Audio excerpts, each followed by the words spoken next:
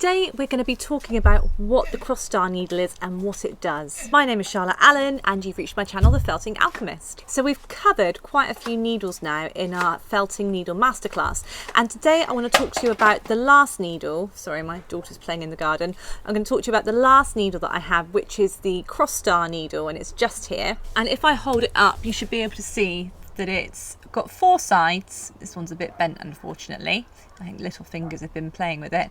So it's got four sides, and then you've got barbs going down the shaft of those four sides. So it's very similar to the triangular needle, except it has four sides rather than three sides.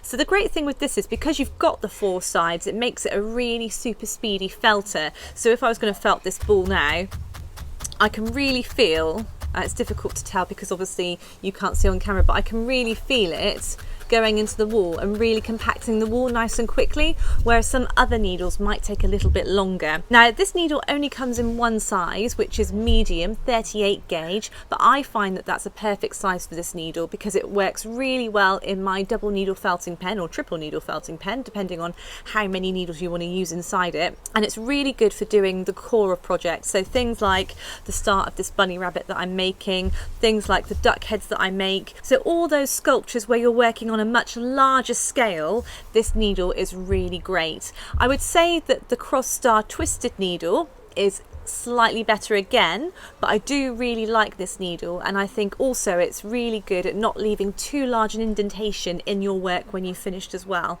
So it's got lots of pros to this needle and not really any negatives from what I can tell. So definitely give it a go and see what you think. You may really enjoy using it and it might become your favorite needle, or you might find it's one of those other needles that you use occasionally for certain types of work, but you don't use it all the time because you like to stick to your favorites, be it the triangular or the twisted needle or whatever you prefer using. But I hope you found this video useful. I really hope I've demystified needles a little bit for you now, and you have a better understanding of what they are, what they all do, and all their different sizes and all that kind of stuff. So I hope you found this useful.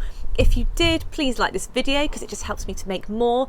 Thank you so much for subscribing, and I will see you tomorrow with more helpful needle felting hints and tips. See you then. Bye.